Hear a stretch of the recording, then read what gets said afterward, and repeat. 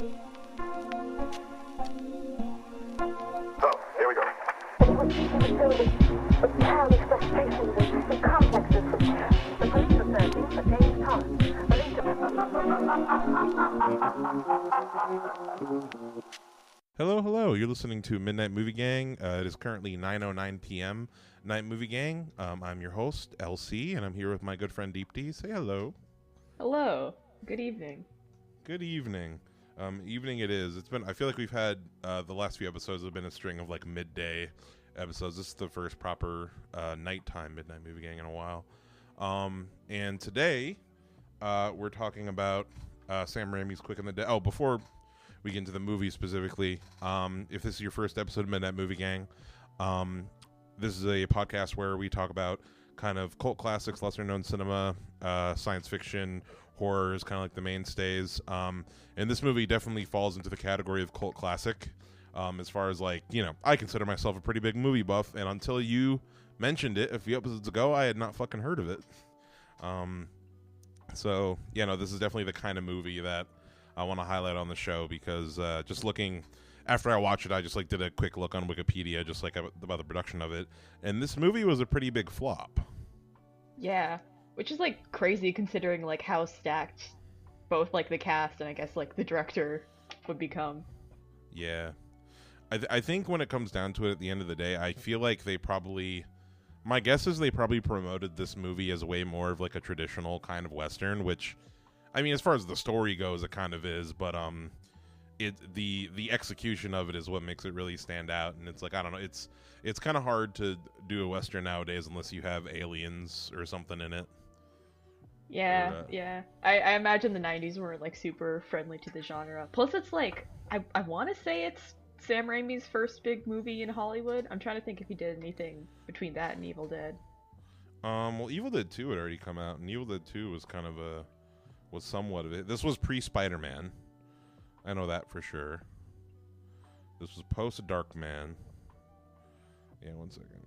Yeah, post-Army. Okay, so I guess Darkman Army would be his other, like, I guess, Hollywood breakthrough, besides the Evil Dead movies, I guess.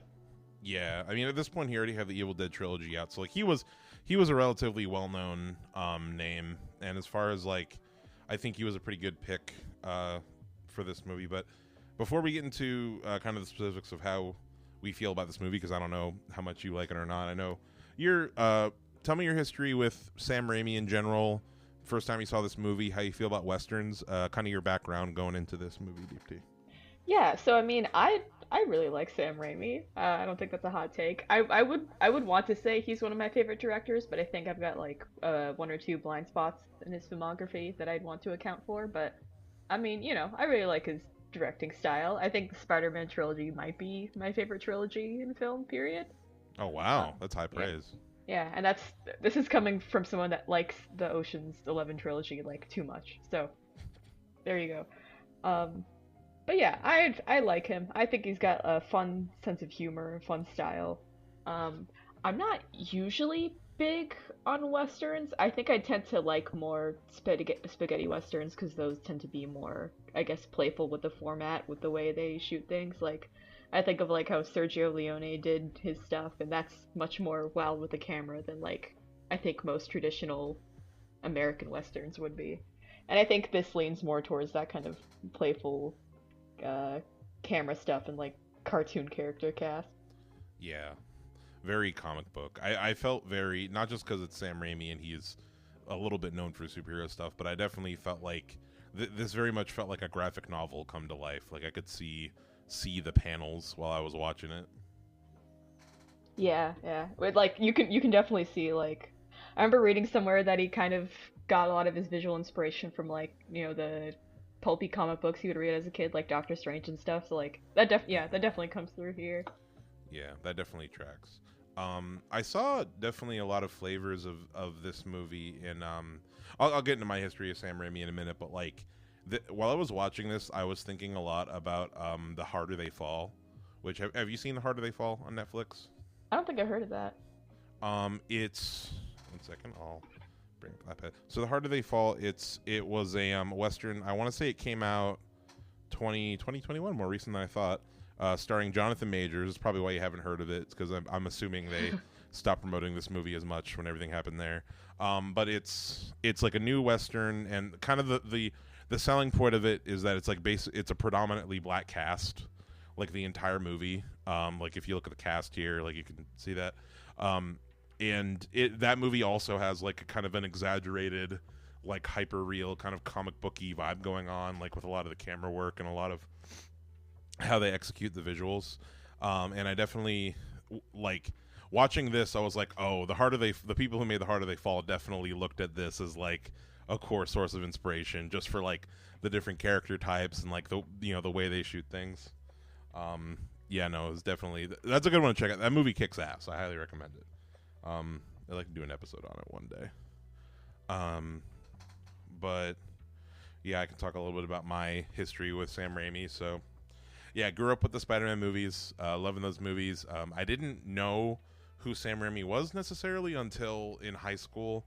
I saw The Evil Dead, and like around that time I started really kind of getting into movies and like people who make movies more properly. I loved the Evil Dead movies the first time I saw them. Evil Dead 2 is just one of my favorite movies of all time ever. It was like in my Letterboxd top 4 for a long time. I was going to say, after watching those movies and going back and rewatching the Spider-Man movies, I can totally see why they chose Sam Raimi to make those movies, because I feel like Sam Raimi rides the line really well between making something that is like a really goofy, cartoonish, like outlandish stuff, but combining it with like really hard-hitting moments that kind of knock you back into reality. Yeah, that's what kind of came to mind during when I was rewatching this time, was like, because you look at the Evil Dead movies and like I think they do lean more into like the cartoon horror of it, and then you look at Spider-Man and it's very sincere with the dramatic moments, and this seems to kind of be a bridge between him starting to like take his story more seriously as like a dramatic emotional piece while still being kind of a silly guy. Yeah. No, there was some intense story beats in this movie for sure. And Sam Raimi like always has been just like one of my top guys, like in terms of the last episode that we recorded, it comes out as of we're recording tomorrow, our Alien Romulus episode. We got into a big discussion about vibe movies and how like vibe, like in terms of like, when I say a vibe movie, I mean like a movie where like the plot and story and characters are secondary to like the more technical aspects of the movie, and kind of the more like the things that like you're kind of supposed to feel while watching, not necessarily like understand. And I feel like there's been a trend in movies and like a trend in like what gets popular as far as like it's a vibe movie. It might have like a super simple story or a story that's a little bit hard to follow, but the energy is kind of there. And I feel like a lot of these kind of like lesser known movies, like these kind of cult classics start to come about because I feel like the current generation of movie viewers are kind of searching for the vibe film, as opposed to like something that is like super kind of concrete and traditional. And I feel like this definitely falls into that category. Or like it could be me reading into it a little bit too much. No, I mean like Sam Raimi, like I would call him a very like visual centric filmmaker as opposed to like, being more of a straightforward storyteller. So I would file Raimi down as like a vibes filmmaker. Mm-hmm. Yeah, I mean, I don't want to like generalize too much about like the movies these days, but I will say that I feel like, a lot of production is much more visually sterile, and it's kind of a breath of fresh air to like especially go back and see something that is a lot more adventurous with how it's shot. Mm-hmm. Yeah, something that takes like a lot more risks in terms of how they decide to shoot everything, for sure. Slight side note, did you see Alien Romulus yet? I did not. I probably should, because like I guess I have seen all the Alien movies. Gotcha. Something about it just not interest you, or you're not like a Fede Alvarez fan? I was like, because I think I remember watching all the Alien movies with you on stream back in quarantine, and I was Mm-hmm. like, I don't think it's like a bad series necessarily, but it didn't like, I don't know, it never truly grabbed me. It's not one that's got its hooks in you as much as the others. Yeah. Yeah. No, I get you. I recommend going to check it out. Like I loved it, and people at home, if you want to hear my specific thoughts on it, check out our episode of Alien Romulus right before this one. Yeah, no, let's start breaking into the plot of this movie. So it opens up, and a stranger rolls into town, or more specifically, it doesn't say it here, but it opens up with like a cowboy protecting his treasure, like his like caravan has like broken down or whatever, and then this gunslinger in this movie, only referred to as the lady, kind of rolls up and knocks him out and takes his shit, if I remember correctly. I think, yeah, I can't remember if it was like kind of a booby trap thing that she shoots her way out of, or if she's just straight up robbing him, which... Yeah. If I remember correctly, she like he's trying to shoot her, and she like just outwits him. Yeah. And it's a very cool. Another movie it made me think of as far as movies I've been watching recently is Cowboys and Aliens, which we have the commentary for up on the Patreon. As far as like that movie also opens up with like somebody getting like somebody in a bad situation that just like in the middle of the desert and whoops their way to success. But yeah, no, this character played by Sharon Stone in this movie, which for the whole time during this movie, and this might just be my association, you've seen Holes, right? I have not, actually. Oh, I know the damn. general gist of it. They dig holes. Yeah, they do dig holes. Well, in that movie, there's a plot line with like a lady cowboy type deal, and played by Patricia Arquette. And the whole time while watching this movie, I'm like, oh, it's Patricia Arquette as this lady cowboy. Oh. And like, nope, it's Sharon Stone. What do you think of this character? And like maybe like we can springboard into talking a little bit about like how you think Sam Raimi handled having pretty much. I mean, there are a fuck ton of characters in this movie, but I would say that she's essentially Sharon Stone's essentially the main character of this film. How do you think Sam Raimi handled this character, like the fact that she's a woman in this environment and how they use that? Any initial thoughts on that? Yeah, I mean, like, overall, I like her. Like, I mean, it's like it's a movie with where the protagonist is like a cool lady cowboy. Like, I don't want to look a gift horse in the mouth, you know? It's like I think she's like a good character and not too patronizing. I do kind of have trouble with her characterization in the sense that, like, I think she initially shows up and you get the impression like, oh, she's like a badass, like, you know, like Clint Eastwood type, but a girl.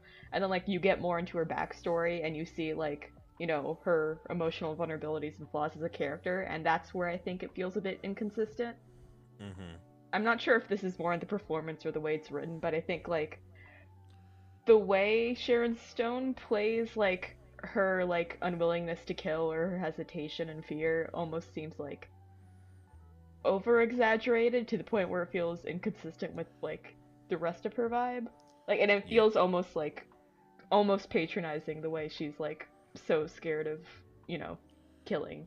Like, because it's like you're gonna have this female character that's like a huge badass, but she's too scared to shoot people, which I think is an okay motivation, but I think it could have been executed better. Yeah. I mean, I feel like they needed to have, I don't know, some kind of like extra reason why she's like so hesitant to kill people. I mean, like in this world, in like when we get to the scene where like she gets into the duel where like Gene Hackman is telling her to kill the dude and she's like so held back, I was confused because I'm like, oh, she hasn't killed people up to this point. Like her character, at least how it's portrayed in most of the first half of this movie, feels like somebody who would have already killed multiple people. You know? Exactly. Yeah. And it's like, and the thing is, like, we find out like through the flashbacks, which I guess we can explain later, that like she has killed people, and like that's why she doesn't like killing. Mm-hmm. Which is like, I guess makes sense as motivation. But like, so you know how like in Finding Nemo, how they have like that flashback at the beginning of the movie. Mm-hmm. To so like Nemo's mom and shit. Yeah, I don't know if you knew about this already, but apparently what they were initially going to do was like have those flashbacks like play in parts throughout the movie. So like you start with Marlin and Nemo and you're like, oh my god, why is this Marlin guy such a nervous wreck? And like by the time you're at the end of the movie, you get to the end of the flashback and you're like, oh, this is why he's such a nervous wreck. But like when they tested that version of the movie, like, he just came off as a very unsympathetic character. They were like, why is this guy so weird? And then you don't find out until the end, like, why he's like that. But if you just, like, when they just, like, front-loaded the movie with that flashback, then you understand his whole deal, then it becomes more sympathetic. Which, I think, like, the twist itself in The Quick and the Dead is fun, but I think it would have served her character more if we knew what her whole deal was initially. Yeah, that's fair.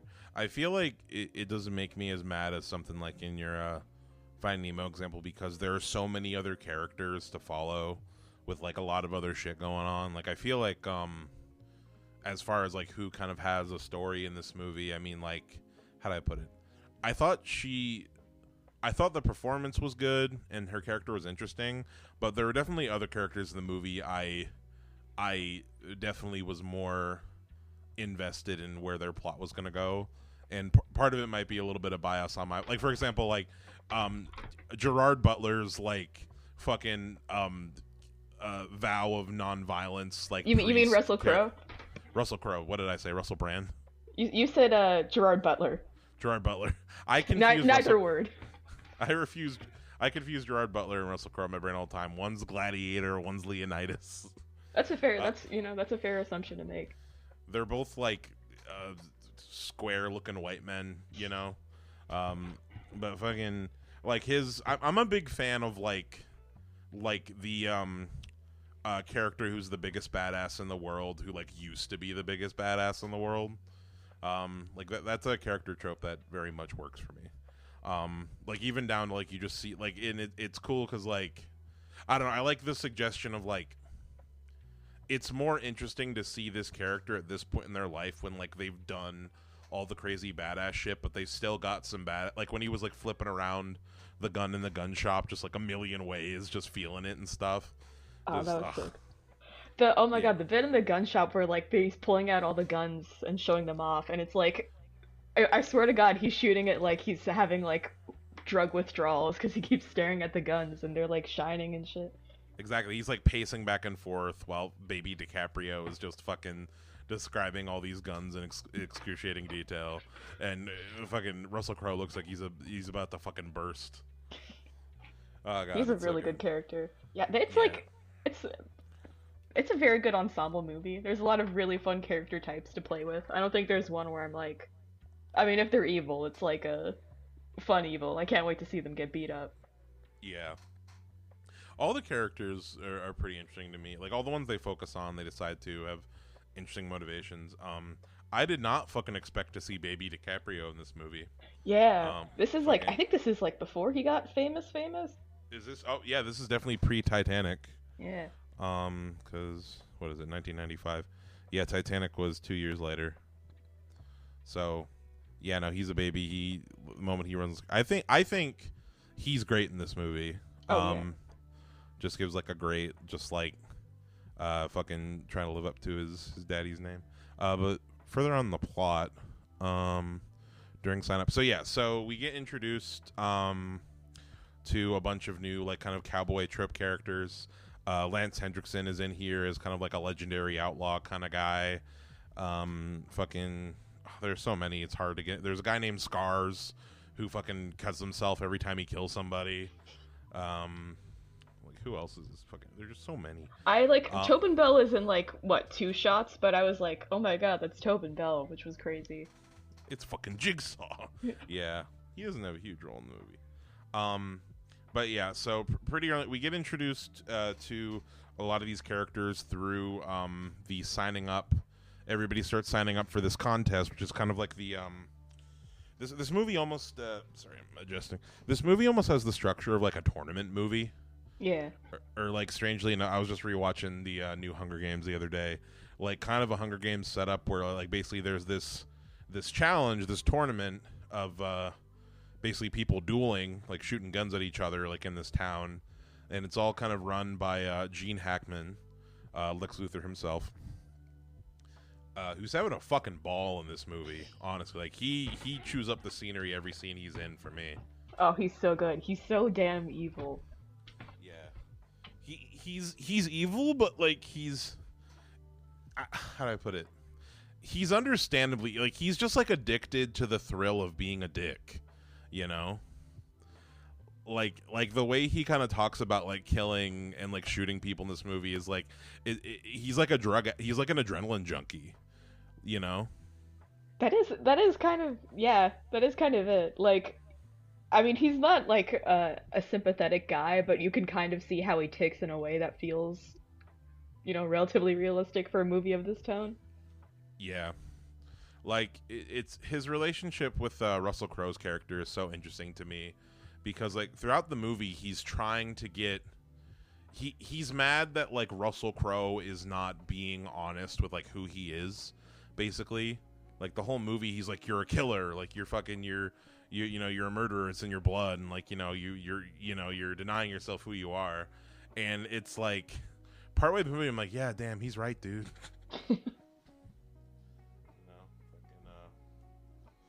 Did I say Kurt Russell there instead of Russell? Oh, you might have. I might have just let that slide. That's on me. I should have caught that. Kurt Russell could have been in this movie. He could have been one of these characters. So yeah, so it's this contest.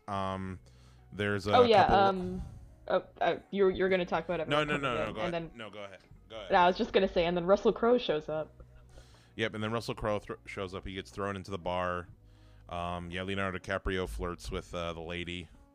And yeah, we get introduced to a couple of other characters. There's the Native American gunslinger. What's that character's name? Spotted Horse, who I thought it was really funny that like his whole character is like he can't be killed. He's been shot like 80 times. And then when it finally did come down to the duel with him and Russell Crowe, it took like fucking 5 bullets to kill him. Like, is it kind of a racist character? Yes. Is it a really good like superpower for a character to have? Yes. Mm-hmm. Yeah, no, it's really cool.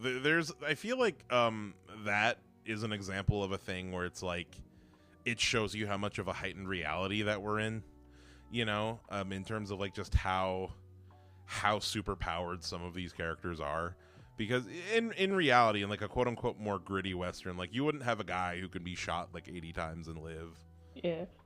You know, it's just like Sam Raimi having fun with the with bending the rules of this universe. Oh yeah, so sorry, I think I skipped around a little bit. Important detail. I was surprised that the lady and fucking Leonardo DiCaprio slept together. It was shocking to me. So I think like, cause I'm still not sure if that's what happened, cause like it seemed like the insinuation was like, he's like, oh, haha, we had a great time last night, and she's like, nice try. I saw you throwing up outside like the shed or whatever. So like, I thought the insinuation was like he's trying to brag about it, and she's like, that it didn't happen, buddy. Like, nice try. But like, I could be wrong there. I'm not entirely sure. I don't know. The way I read it is that they did. I mean, like she woke up basically naked in his dynamite bed, like she wasn't wearing any pants, and like, and also just it made sense as far as like he was saying his whole lead up with her is like, I'm so young that, you know, fucking we'll go all night and then I'll go in the morning and kill 3 men, make breakfast, and before you wake up, and like, and that is what happens. So that's the way I read it anyway. I could be wrong. But anyway, an important thing that's introduced in this movie is we get introduced to Chekhov's dynamite. Which as soon as I saw that it was a dynamite bed, I'm like, oh, that's blowing up later. Fucking foreshadowing. A subtle bit of foreshadowing. Yeah. From a very subtle filmmaker. The most subtle filmmaker. Let's see. I think the only character that was really missing from this is like Willem Dafoe as like a super kooky, crazy cowboy, or like a jester, or like a madman or something. That would be fun. I feel like all the characters have to evenly distribute the craziness among them. You can't have like one guy that's especially crazy. That's true. So yeah, basically we kind of get into there's a bit of a montage of battles, and kind of like the bulk of the movie is like these the bulk of the movie is these duels between all these characters and like kind of some of the emotional beats that go with them. And we kind of reveal, as we go along, we kind of reveal more things about the characters. Like we find out that Leonardo DiCaprio's character is the son of Gene Hackman's character. and he's trying to basically like get his dad to respect him. Which the way that resolves when Gene Hackman kills DiCaprio's character, he was saying that he wasn't his son or something. Like I was a little bit confused at that part. That one, I feel like I got the impression that like, I mean, he's saying like it was never proven that he was my son, but you can tell he kind of has like he's trying to, I guess, talk himself out of the guilt of it. Oh, okay, I see. That was the impression I got, because he's like, oh, you know, he wasn't technically my son, and I gave him the chance to get out of this. So he's like, I wouldn't say he's mournful necessarily, but I think there's like some level of like, I don't know, regret from his character there. Mm-hmm. Yeah, that makes sense. Yeah, just trying to like distance himself from having to accept that he murdered his son. True. Yeah, and like again, it's like him being a much more grounded villain than just like a cartoon bad guy. Mm-hmm. Yeah.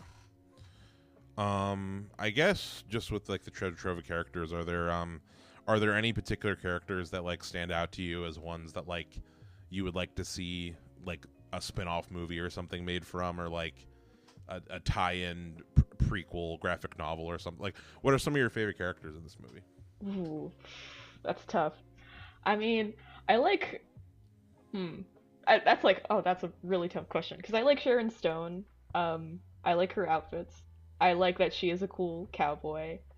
I do like Russell Crowe's like place in the story. I'm not sure if I'd be as interested in him as a protagonist. Like, I think he's a good character, but like seeing him carry his own plot might be strange. I don't know. What do you think? Do you have any characters you'd like to see more of on their own? Yeah, I really dug. I think I dug the idea of Russell Crowe's character more than him himself, because I agree. I feel like that concept doesn't have a lot of depth to carry its own movie or to be its own thing. But as a side character, I do think he's really interesting. I feel like I could definitely do with like maybe a prequel about John Herod, Gene Hackman's character. Because I like how layered of a villain he was. Like, I was talking to somebody recently about this, how like we're kind of getting back into the realm of like villains in movies just being assholes, as far as like for a while, kind of like you look at like Marvel movies or like kind of just like the kind of big budget movies that have come out, every villain has had to be like relatable in some way, or like there has to be like a justification. Exactly, like some kind of justifiable reason for them doing what they do. And like part of it might be the fact that ever since when I saw In a Violent Nature, I've been going back and watching like slashers and kind of like older horror films and stuff, and the there's something really, like, lack of a better word, like cinematic, or something really kind of like, I don't know, really attractive to me about like villains who are just evil for the sake of being evil, or like villains that just like, you know, someone like we our last episode we did how Hannibal Lecter is literally just a monster. Like, he's just a demon of a man, really, and you can like go into all of these like psychological backstories about like how he became that way, but at the end of the day he's like straight up just a monster. And I feel like Gene Hackman's character in this movie is really interesting because he is a monster. He is kind of just like just an asshole dick who just really just craves power over everybody, but he kind of accepts and understands that like that's in his nature. You know what I mean? And that's something I find really captivating about him, is like he's not doing what he's doing like just for the sake of the plot. Like, he's doing what he's doing because that's just what drives him, you know? Yeah, I get that. For me, I think I tend to like villains that like aren't necessarily justified either, but like have some kind of internal psychology that's at least like readable to the viewer, which I think is also the case for Gene Hackman's character, where it's like he is like definitely an evil piece of shit, but you can like, yeah, you can see how the gears in his head are turning. Yeah. I think Joseph had put it one way that it's more important to understand why a character does what they do rather than like relate to it. Mm. Because like a lot of characters in movies, like villains, relatable villains, like I feel like most people just wouldn't do the things they do, but as long as you get why they do it, that'd be the case. Anyway, also, sorry, going back to your question about spin-offs, you scrolled down to the cast list, and I just remembered Keith David as that gunslinger. He was so cool. I really wish he was in the movie more. He was so sick. I recognized his voice before I saw him. Yeah, he got killed off too early. I thought that he was going to play Bass Reeves when I saw him. He was like really cool. The fact that the whole town hired him. He was sick. I didn't know what when we first saw him, he was like doing some kind of I guess I'm gonna understand better on a rewatch because like he's doing some kind of deal like in a back room, but I guess it was a deal to kill Gene Hackman. Now that I think about it. He was like he's like the bounty hunter that they hired to enter the competition, and then Gene Hackman kills him anyway. Yeah. Fucking. Did you watch Community at all? I've seen a few episodes. Have you seen the Western paintball episode? I have seen those. I think they literally stole this plot line in that because in that they hire a bounty hunter to come in and like end the paintball game. Yeah. Wow, they really know their stuff on that show. Exactly. The Russo bros just really went deep on that one. But yeah, how does this kind of movie end? Were there any of did you have a favorite duel in this movie amongst all the duels? Oh, that's a good question. Let me think about the ones that we went through. I did really enjoy the duel between the kid and Gene Hackman. That's just like a good character moment for the both of them. Yeah. It kind of feels like I thought it was sad that Leonardo DiCaprio's character, he didn't really get his piece. Yeah. He didn't get the respect from his maybe father that he wanted. Yeah, it is kind of crazy too that because like Leonardo DiCaprio is like, oh my god, I just want my father's respect, and like his father doesn't give a shit about him, but he does want to see Court kill. Indeed. He does want to see. Wait, you said he wants to see Court kill him? Oh no, Court. Yeah. Sorry, wants to see Russell Crowe kill him or kill anybody. Yeah, that makes sense. Wants to see him bring out his like inner killer, inner monster. Yeah.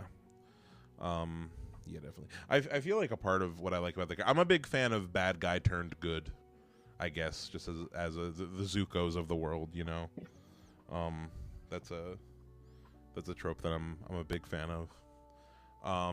See, one of my favorite duels. I thought that the Court versus I mentioned it earlier, but the Court versus Spotted Horse duel was had some good tension action wise because the dude just wouldn't die. Let's see. I'm also probably my favorite duel. Now that I mentioned it was probably Gene Hackman versus was probably Gene Hackman versus what's his name versus Keith David. And just kind of the reveal that the town hired the bounty hunter, and then I really liked Gene Hackman's speech after that, where he basically just doubled down on like him dominating the town, you know. And also, I guess I'm just naming all the Gene Hackman duels now, but like the one at the beginning he has with Lance Henriksen, the ace guy, where he's like, well, was that you at that one shootout where you killed such and such brothers? And he's like, yeah, that was me. And Gene Hackman's like, no, it was me. I was there. Exactly. Calling you out in your bullshit. Yeah, no, that was a really good one. Stone cold. Yeah. I really liked Lance Henriksen's like character design in this movie. It's so fun. Yeah, it's to the point where I didn't recognize him at all in this. Quick and the Dead. Want to remind myself, bringing up his. Yeah, he's kind of got like a Zorro kind of thing going on. Sort of like the Zorro, Jack Sparrow, kind of like the showman, I guess. Yeah, like the showman, kind of looks like a real flashy kind of look. Yeah, no, definitely the Halloween costume I'd want from this movie for sure. Yeah, so let's see how this movie kind of ended. Love finds back on himself. Am I reading the right one? Oh, this is the Harder They Fall. I was about to say. I'm looking at the Harder They Fall wiki. But let's see. Yeah, this movie. I really. How did you feel about the ending with the dye in the pocket and the faking the lady's death and all that? Like, did you, when you first saw this movie, did you catch like all the hints for that twist coming, or like were you set off guard, or you what's the word I'm looking for? Yeah, were you caught off guard? Yeah. I think I remember being caught off. I can't think tonight. Understandable. I remember being caught off guard by it, but like in general, I'm really bad at catching plot twists. So I don't know. Did it come off as obvious to you? Not initially. I think I just didn't catch on the fact that she was asking the blind kid for ink. And the idea that maybe it could be red ink. I'm just like, oh, is she trying to write a letter to somebody? Is she gonna like write a letter to Gene Hackman and tell him to stop killing people? Yeah, I think like because when Russell Crowe like fake shoots her and you like kind of see the ink stain on her shirt, I feel like it's almost kind of vague. And then you have that shot towards the end of the blind kid pouring out the ink. So it's nice that they clarify that a bit more later. Mm-hmm. Yeah, no. In retrospect, they kind of give you all the hints. Now, I think upon repeat, I definitely want to give this movie a better presentation, because like I watched this like in the middle of it. My favorite time to, this is kind of a separate from the movie. Do you have a favorite time of day to watch movies? I mean, okay, so assuming it's like a weekend and I can like, it's not like a scheduled thing. I do like the kind of morning afternoon movie, because I'll watch it and then I'll like coast off that energy for the rest of my day. I kind of like, because I feel like a lot of the time you watch a movie and that's like a signal that it's the end of the day. So watching it first thing in the morning is like, wow, and now I have the whole day ahead of me. Mm-hmm. Yeah, it's very much setting the vibe of like, I'm gonna be chilling all day today. Yeah. I don't know. I think nighttime is my pure watch movie, or I think I just need like darkness.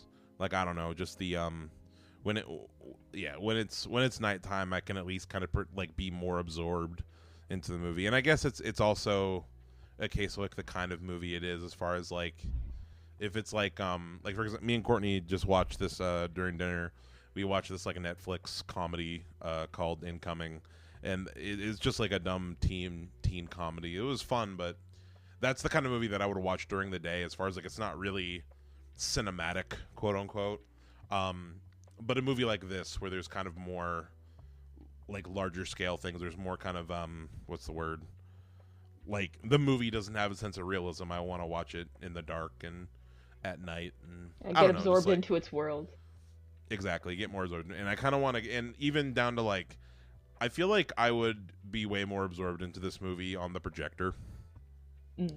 As far as like we used to have like a white sheet we put up in our second bedroom. We do projector movie night where we'll just watch stuff, and like I've noticed, especially when in the last few months when we've been watching the Sam Raimi movies, like when I watch them on the projector, they just hit different. Like I'm very much transported there. No, that's real. It is interesting you mentioned that, because like I do normally turn off the lights in my room when I'm watching a movie at night, but like this time I was like, this feels like a lights on movie for some reason. Like, not to disrespect it, I think it might also just be that I've seen it twice before now, so I like, I'm more comfortable with it. I don't need its, I guess, I'm not as likely to get sucked into it the third time, but like, I don't know, it feels like more of a casual vibe for me. Like I'm just chilling with all my homies and Sam Raimi. Mm-hmm. Yeah, some of that wonder is worn off. That's fair. And then not to say it's I dislike the movie necessarily. This might be the most I've liked it of all my 3 watches so far. Oh, interesting. Yeah. Well, I'm just saying like the sense of like freshness. Like you can only you can only watch a movie first. You can only watch a movie for the first time once. That's true. Yeah, and then definitely any kind of horror movie, if like creepiness or tension is any kind of vibe, I gotta watch it at night. Oh, like, yeah. I can't watch Friday the 13th Part 4, the final chapter, like at 10 a.m. Couldn't be me. I know that like the first time I saw Blair Witch Project was like I made sure to watch it like in the middle of the night on my laptop because like if I'd watched it during the daytime, it would not have hit whatsoever. Yeah. After this record, I re-downloaded Alien Isolation. After rewatching Romulus, I re-downloaded it today. Just because ever since Romulus came out, and ever since I saw it, all of my content like TikToks and Instagram, I just keep seeing people playing Alien Isolation, and God damn it, it's so hard for me to play that game. I mean, like I don't know too much about it. I hear it's scary as shit. Yeah, it just turns my anxiety up to 11. Like it's just so hard to. It's just like I've tried to start playing that game like 5 or 6 times now, and as soon as the alien shows up for the first time, I'm like, nope, can't do it. Just This takes is me out of like it. this is kind of the thing for me is like I think I have a pretty good stomach when it comes to like horror movies, but like horror in video games is like such a no-go for me. Like as soon as I'm personally involved in the situation, it's impossible for me. I can watch it happen to someone else, but Exactly. Yeah, it puts me too much into. I also think there's an element of something about a horror game is that I cannot in horror movies. I feel like as far as jump scares and things like that go, like in a movie it's going to be telegraphed. Like there's going to be something that is going to insinuate that like a jump scare is coming. Like there's going to be a sudden silence or there's just like a build up. Whereas in a game or a game like Alien Isolation, the alien can literally be anywhere around the fucking corner. So like I can't like I have to stay in that mode of like, oh, something's gonna happen the whole time, and that's just that's just too much tension. Yeah. But I don't know, I'm still gonna play it. We're gonna do and this is actually part of my excuse to play it. The reason I brought the capture card is that we're gonna do some let's plays for the podcast of Alien Isolation, where Joseph will be over my shoulder while I'm playing, and I'll actually be able to play it this time. that's good. I feel like it'd be a much more reasonable experience with company. Yeah, I might just in general like hit up the some of our discords and tell people like, hey, anybody want to watch me play Alien Isolation so I'm not scared. There's some other games now that I got the capture card. Maybe I'll hop on with No Man's Sky. But anyway, it's not this kind of podcast. Yeah, so we kind of talked about the ending. This would make a good fighting game. That's a tangent, but This movie, yeah, fuck yeah, it'd be badass. That's actually a good way to question. What cowboy would be your main? ooh, really good question. I'm gonna say Ace. Yeah, I feel like his animations would be really fun. Ace is a good pick for sure. What about you? I think I'd be Court. Mm. Would be my main. I wanna have the superpower guy. I just like his vibe, you know. He's got a good vibe. Oh, Yeah. I did want to ask, speaking of Court, about what you thought of the relationship between his character and Sharon Stone's character. I didn't like when I don't know if you remember the moment where it felt a little bit out of character there's a moment where he like basically calls her a slut. Where like she like is going over to Gene Hackman's place for dinner, and he's kind of like, what, first the kid, now this, is there anyone in this town you're not attracted to or whatever? And you know, she gets pissed off at him, and like I don't know, it felt very out of character for him because it very much like from the first time they met, it seemed like they both had some mutual respect towards each other, and then him saying that just like felt very off. But I don't Yeah. know, sorry, go ahead. No, yeah, it's like, because I think that is like right after like Sharon Stone finds out like, oh, he used to be a bad guy, and then she like temporarily loses respect for him before they like kind of hash it out. But like even then, it feels like a very aggressive thing for him to say, especially as like a priest, and especially as the character where he's like, I'm very remorseful for my actions, but I'm also gonna give you this petty jab really quick. Yeah. But no, overall, I mean, I appreciate the fact that it wasn't a super typical like romance, you know, like it wasn't like it wasn't super played out, you know what I mean? As far as it actually made me think of the central like kind of love interest in Lady Snowblood almost, like I saw, because it's, you know, it's a revenge movie. I feel like a lot of these kind of like femme fatale revenge movies, like in the line with like Kill Bill and that, like borrow from Lady Snowblood, and you know, it reminded me of that in the sense that, like, you know, there is definitely hints at a potential romance going on there, but it's like the characters, both characters in it, like, you know, have larger things to worry about than like a romantic relationship between them. You know what I mean? Yeah, you can see like the mutual respect between them as like human beings before you like see any kind of romantic sparks fly. I will Yeah. say, because you watched this on Netflix, right? Yep. So Yep. apparently, I didn't find this out until like the second time I watched it. There's a sex scene between their characters that wasn't in the American version, but shows up in the international versions. And I was like, oh, apparently it's not on Netflix. Did Which, Netflix cut it out? yeah, which like I think initially Sam Raimi and Sharon Stone decided like it wasn't a necessary scene. They decided to cut it out. So like, I'm inclined to agree with that. I think I like their relationship a lot more in this like sort of limbo state. Mm-hmm. Yeah. But I Well, don't know. now I just Would you have liked it more if their relationship was more confirmed on screen? well now I just got to find that scene. I don't know. I like how it worked in the version of the movie I watched. Was this movie rated R? I don't remember. I feel like it was kind of a soft R, if that's the case. I don't know. It depends on how they did said scene. Like I feel like nothing was missed from my viewing of the movie, but maybe with that scene, it would have like changed how I felt about the characters in a way. I guess my default answer is it doesn't seem necessary because it wasn't something that I was wanting for at all in the movie.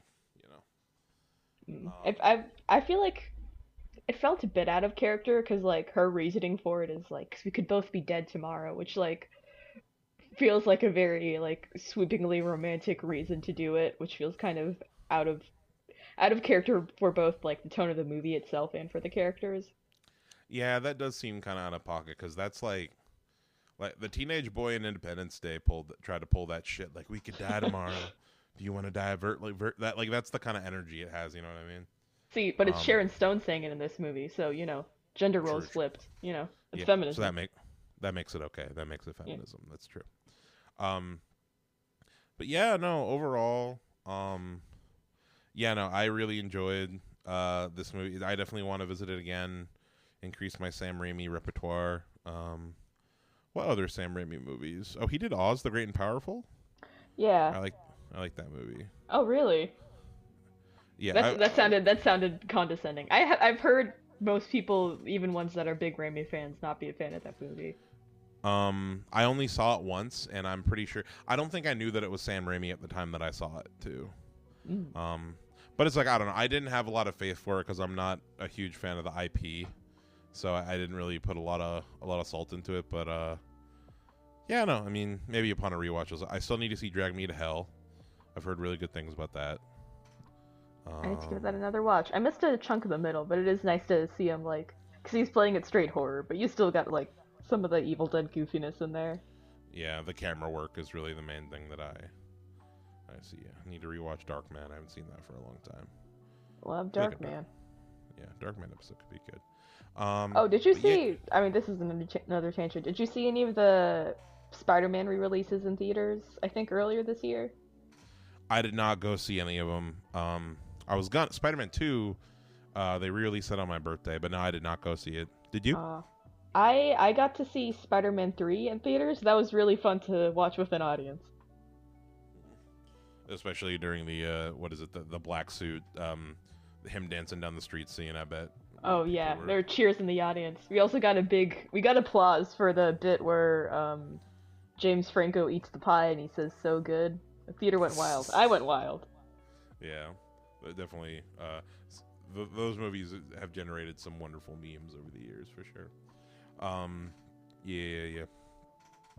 So I guess we can move on to let's ask the prop question.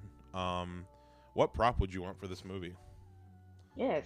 You did kind of touch on this earlier, but I do want to claim Ace's whole outfit, or at least the jacket, because that is incredible. Like the embroidery, the tassels on the sleeves. I need it. It'd make me feel so powerful.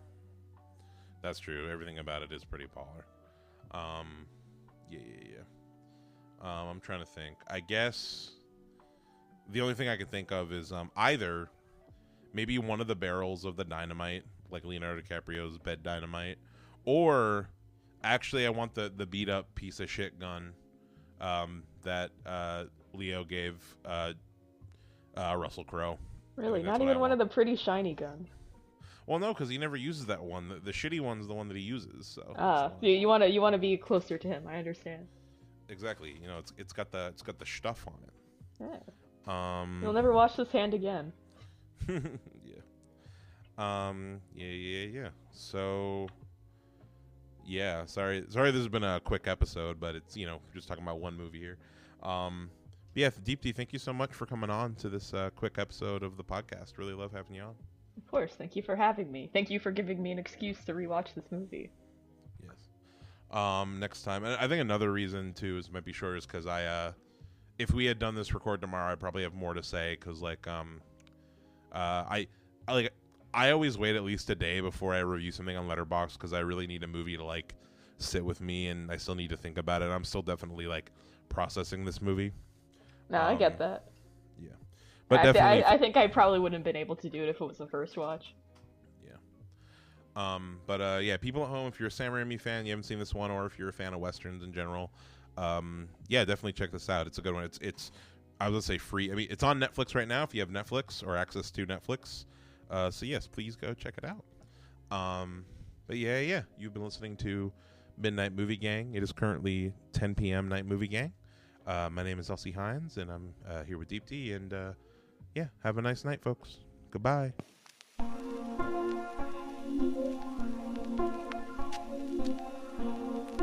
So, here we go.